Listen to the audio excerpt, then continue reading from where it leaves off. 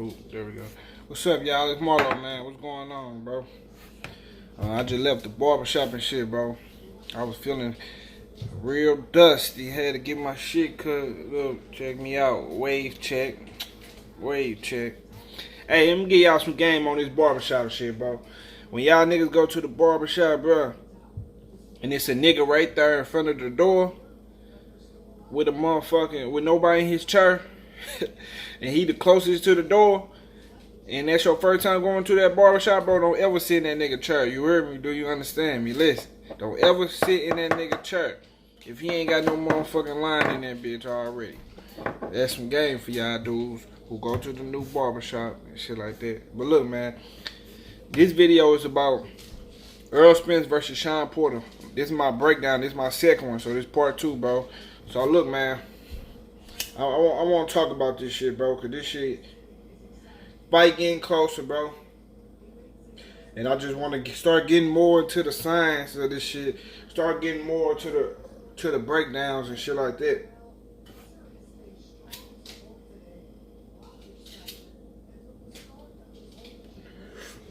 You know, but look, man. So Errol Spence versus Shawn Porter, bro. Y'all should go. Y'all should go. I did I was on, shout out my boy, he knows his sport. I did a live stream with him Saturday on his channel. Y'all go check that out, man. It's his fan or supporter appreciation, subscriber appreciation, yeah. So we was on that motherfucker chopping it up for like 3 hours, couple hours, 2.5 hours, maybe 3 hours, and I'm gonna be back again this Saturday, chopping it up with them brothers again, bro. If they don't mind me getting back on. So look, man, y'all,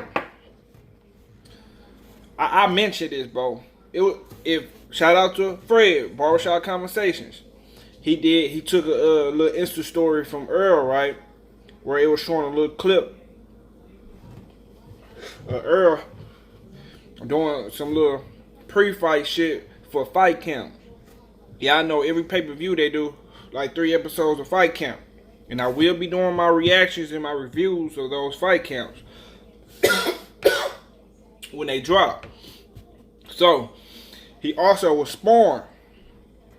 And the little clip that Errol teased was him talking about, it was just a small little 5-10 second clip, bro, where Errol was doing this uppercut body shot that he liked to throw with his left hand. And I talked about that same shot on the live stream with He Knows the Sport Saturday. That's why I'm referencing it to y'all to see, you know what I'm saying, so I can tell y'all what I'm talking about.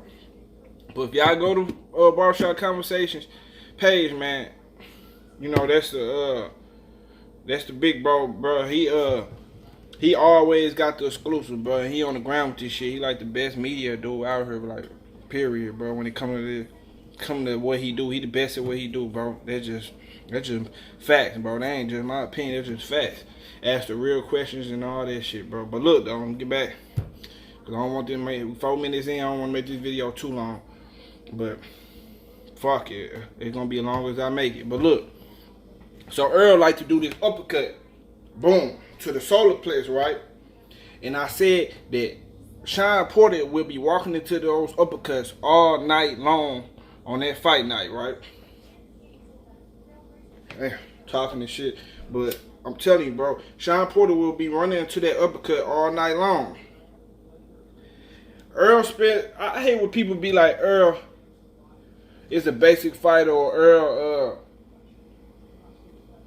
Charles Crawford got more skills and more in toolbox than Errol. And I be thinking like, man, I just don't see it, man. I don't see what y'all talking about, bro. I see Terence Crawford skills, but this ain't about Terence Crawford. But Errol Spence has a lot of tools in the toolbox. Errol Spence, I believe, could have been a baseball pitcher. I believe this dude so athletic. But I just feel like he could have been a baseball pitcher, because when he throwing his punches, Errol Spence can change direction on his punches mid-throwing them. So, Shawn Porter would be running into, I think Shawn Porter going to be running to them uppercuts all night long to the solar plex, and it's going to slow him down a lot. Then, once Shawn Porter feel like he don't want to take no more of them shots, when he start trying to block them shots, Errol Spence can change directions from the body shot up to the motherfucking uppercut to the chin. And Errol Spence, when you trying to block, he like to turn his punches. That I feel like he learned that from Kell Brook. He picked that up along the way. That's why I feel like where he could think about, look at it, check me out. He throwing his uppercut to the body, and he twist that motherfucker and come up and change directions on it and come to the chin with the uppercut, bro. He will be using that on Shawn Porter that night, bro. I'm telling you. What else? And then I seen him on that same video Fred got from Errol. Errol was doing that uppercut on his way to the clinch. On his way to the clinch, he bring that uppercut, and I feel like on his way out of the clinch, sometimes Shawn Porter sit there and stagnant with his head still right in your face. Sometimes Shawn Porter, that's how he got called bony. Sometimes he stays stagnant right in front of your face, bro. And I feel like leaving the clinch, Errol Spence will leave the clinch with a right hook. And that's another tool that Errol Spence got in the toolbox, is a right hook. Errol Spence got a hell of a right hook, bro.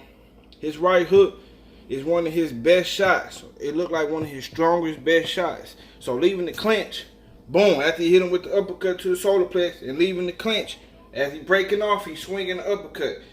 I feel like he gonna catch Shawn with him too. I'm telling you, bro. This dude is gonna hurt Shawn, man.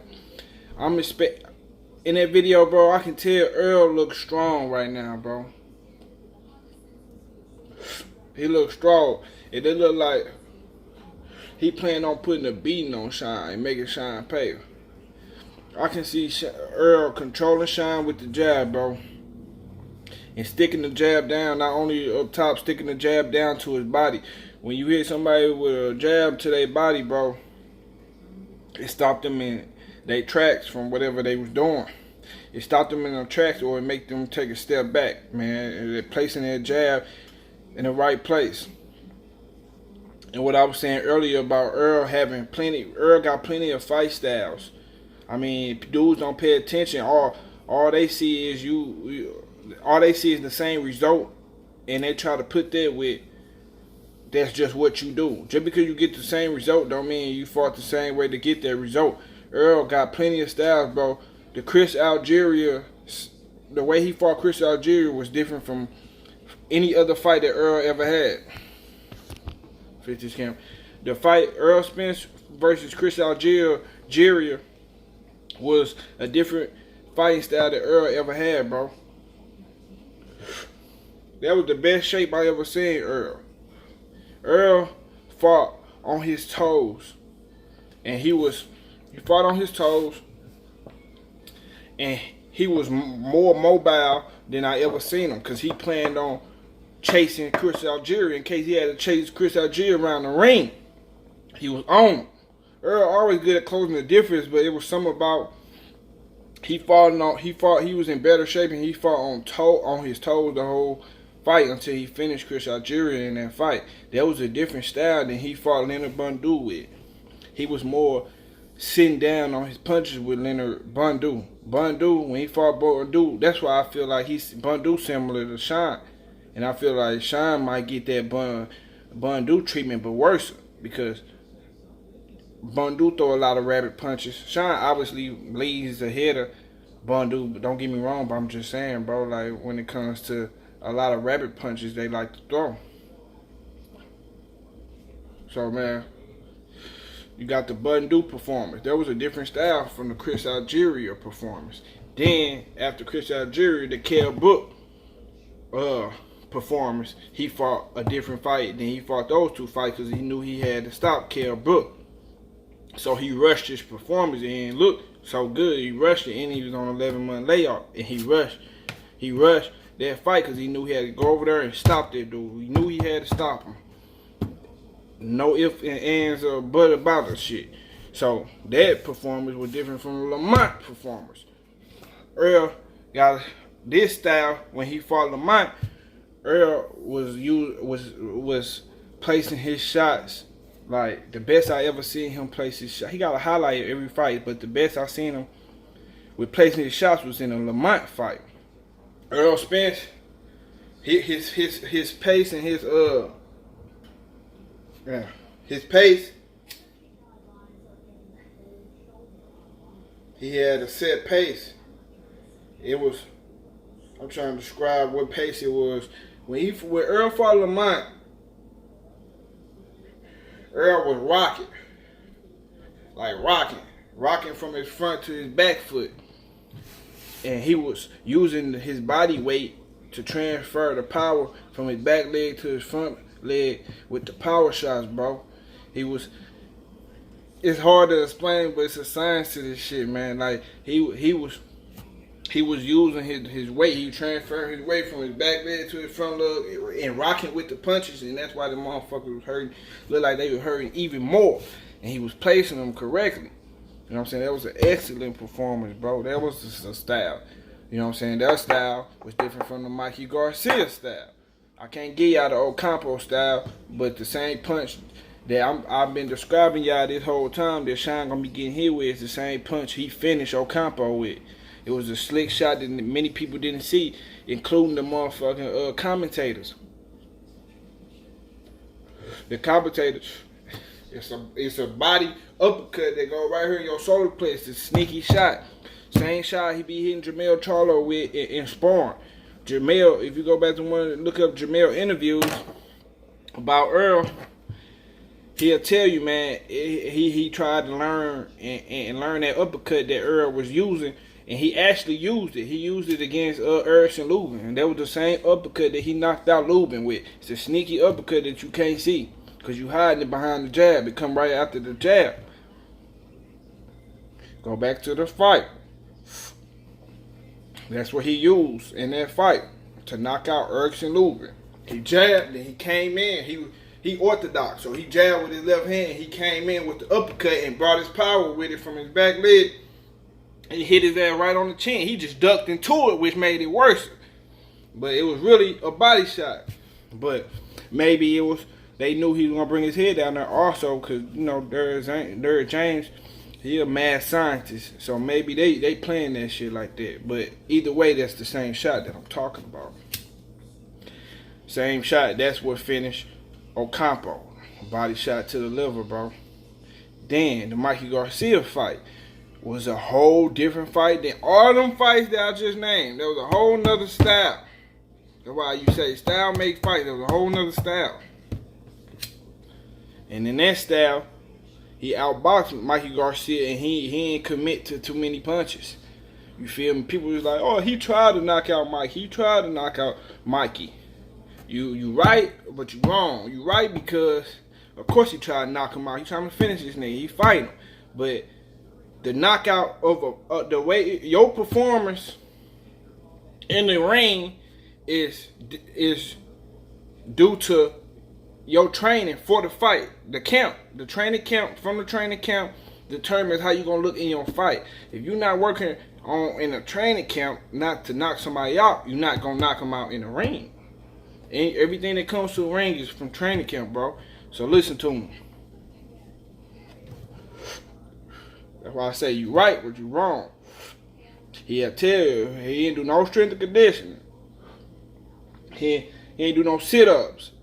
He ain't do none of that shit. He sparred, ran, and worked on his technique in the gym. If you want to knock somebody out, that's what you in training camp to practice. That's why when dudes come in the ring, like Jermell Charlo came in versus Errol Lubin, because he trained to knock him out. And that was his only way that he could go with, and he didn't get the knockout because it was just too obvious. You worked your whole training camp on trying to knock this dude out, so you come in the ring, that shit show. So look, I ran on some other shit.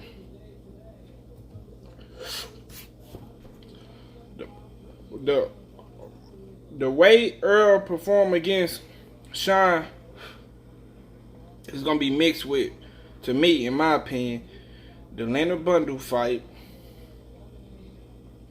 with the Lamont Peterson fight.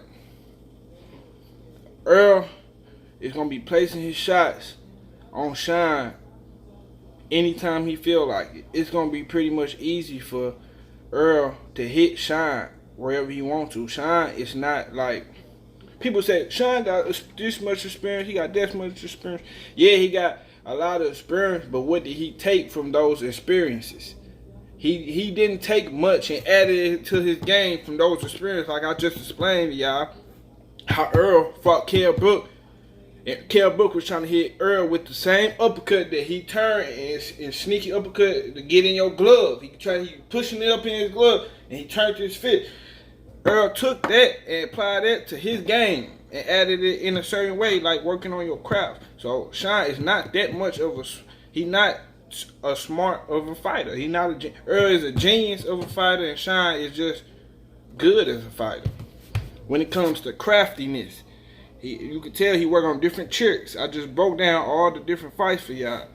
Different tricks he took from different people he fought and added it to his game and made it to one. I'm telling you. So Shawn didn't take much. He hasn't been learning on a job. Shawn is just getting in that motherfucker and doing what works for him and hope it works against everybody who he fight. But this shit, it's not gonna work this time because he gonna be running. He never fought nobody like Errol. All Shawn fights are close, but this not a Shawn bad video. Shawn